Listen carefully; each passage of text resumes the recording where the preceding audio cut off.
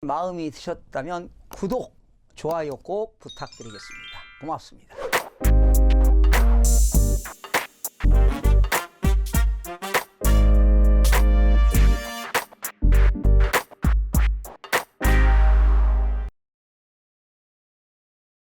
시청자 여러분 안녕하십니까? 반갑습니다. 김동수입니다. 집값 상승기와 그리고 집값 하락기, 경제 성장률과 원인을 진단해 보도록 하겠습니다. 자, 지난해 말이죠. 9.13 정책 발표 이후에 11월 둘째 주부터 올해 4월 둘째 주까지 서울 아파트 매매 가격이 약세를 면치 못하면서 22주째 계단식으로 하락을 거듭하고 있습니다. 부동산 업계에 떠돌던 서울 집값 6년 연속 상승 불가라는 말이 하나의 법칙으로 굳어지는 모양새가 뚜렷해지고 있습니다. KB 부동산 시세를 보면 지난 30년간 5차례의 서울 집값 상승기가 있었습니다. 그래서 그 상승기와 경제 성장률을 알아보겠고요. 또 하락기의 그 원인도 한번 같이 알아보도록 하겠습니다. 지금 30년을 기준으로 해서 첫 번째 상승기를 한번 보시겠습니다. 1987년입니다. 87년부터 1990년이니까 87년, 88년, 89년, 90년. 여러분 86년 아시안게임 이후에 87년부터 88년 올림픽이 있었죠. 이때 4년 동안 상당히 올랐습니다. 86년 아시안게임 이후에 87년도 경제성장률이 무려 12.5%에 육박했고요. 88년도는 11.9%, 89년도에는 7%, 90년도에는 9.8%, 그러니 86년, 87년도에 경제성장률이 무려 10%대 육박을 했습니다. 자, 그 이후에 90년도까지 4년 동안 계속 상승하다가 가격이 이제 또 그 하락기에 접어들었습니다. 조정기를 거쳐서 하락기에 접어들었을 때 93년도가 저점이었습니다. 그 당시 93년도에 경제 성장률은 6.8%였습니다. 자, 그러면 87년부터 90년 동안 그 시절에 저달러, 저유가, 저금리로 이어지는 이른바 3조 호황을 누리는 시절이었습니다.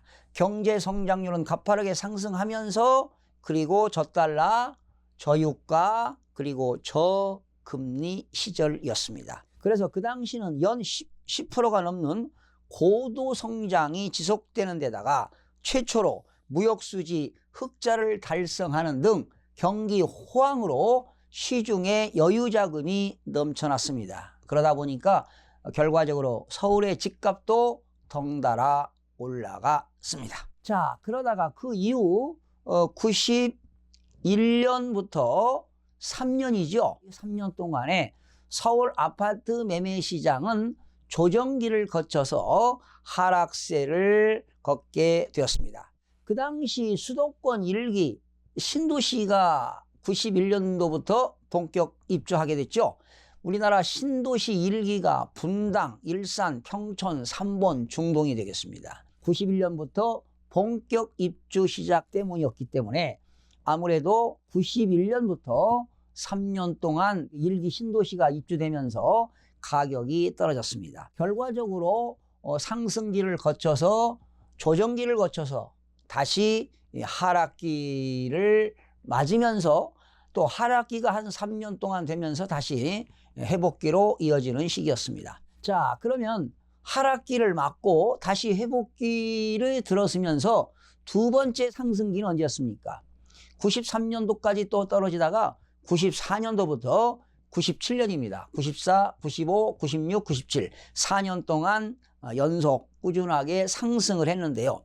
그 당시 94년도 경제성장률이 9.2%였습니다. 그리고 95년도 9.6%, 95년도에 김영삼 대통령이 부동산 실명제, 금융실명제를 하던 그런 시절이었습니다. 9.6%, 96년도 7.6%, 97년도 5.9%까지 올라갔죠.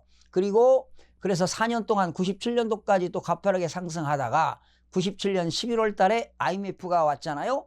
그래서 97년도까지 상승하다가 다시 98년도 저점이 됐습니다. 이때 우리나라가 98년도 IMF 타격으로 마이너스 경제 성장률을 기억하십니까?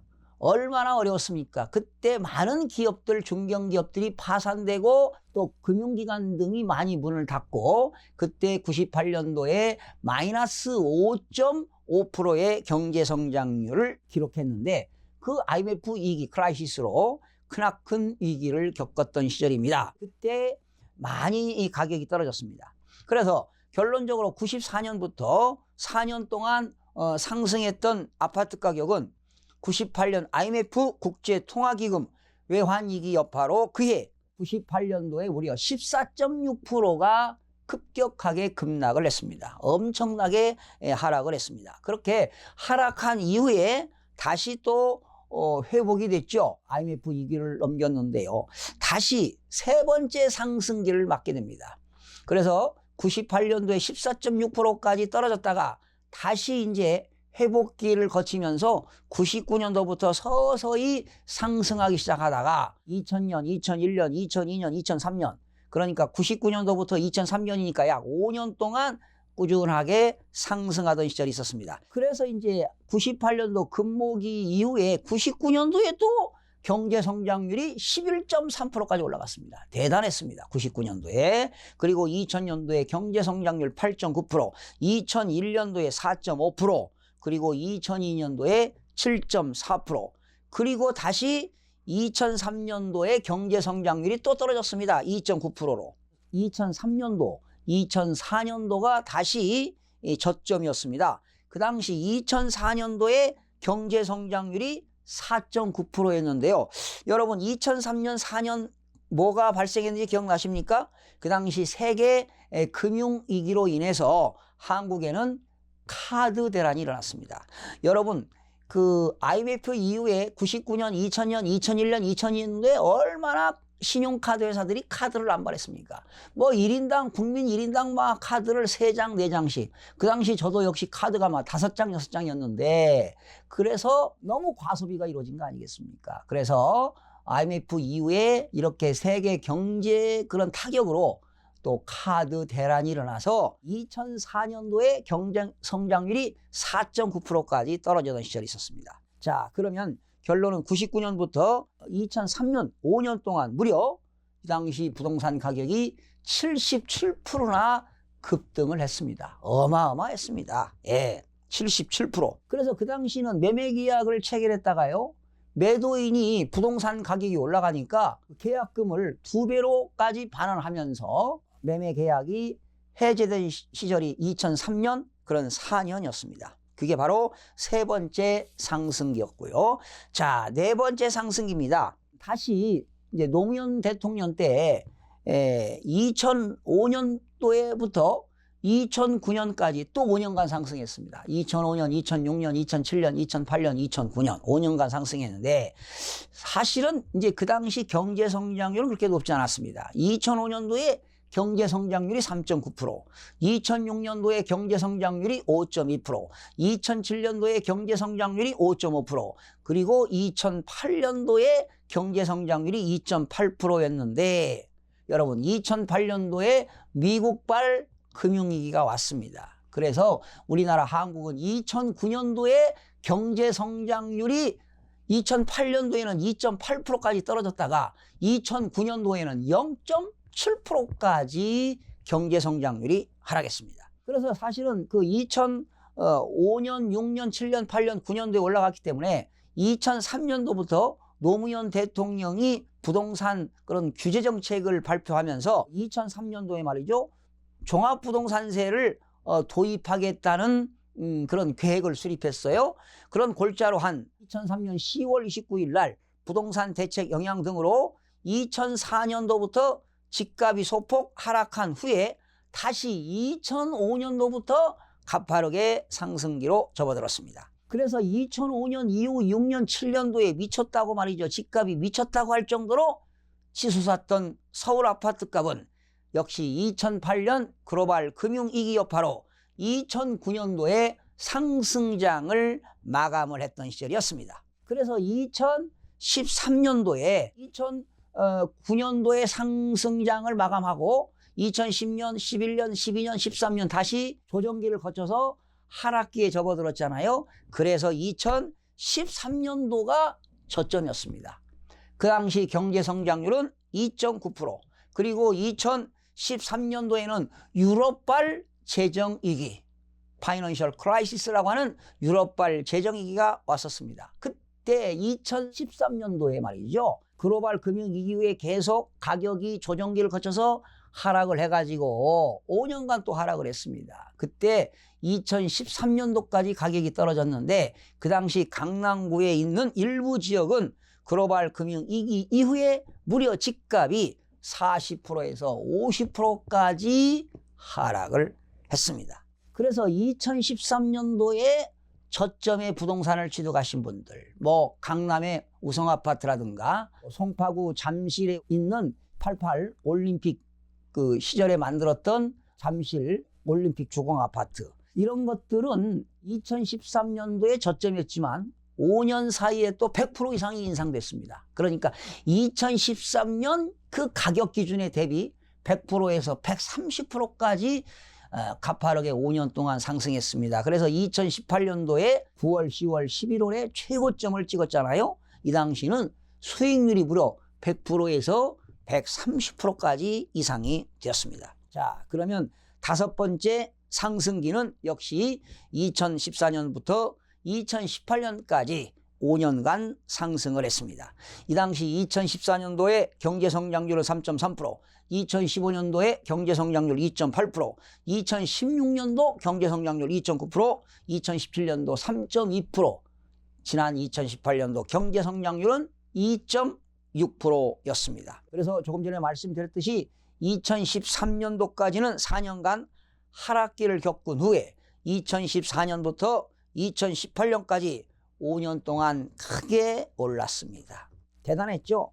하지만 올해 들어서 2019년도에 들어서 서울 아파트 가격은 계속 계단식으로 계속 하락하고 있습니다. 여기서 한 가지 사실을 확인할 수가 있습니다. 서울 아파트값 상승기는 5년이 최장기간이고 4년이 최소 기간이라는 점입니다.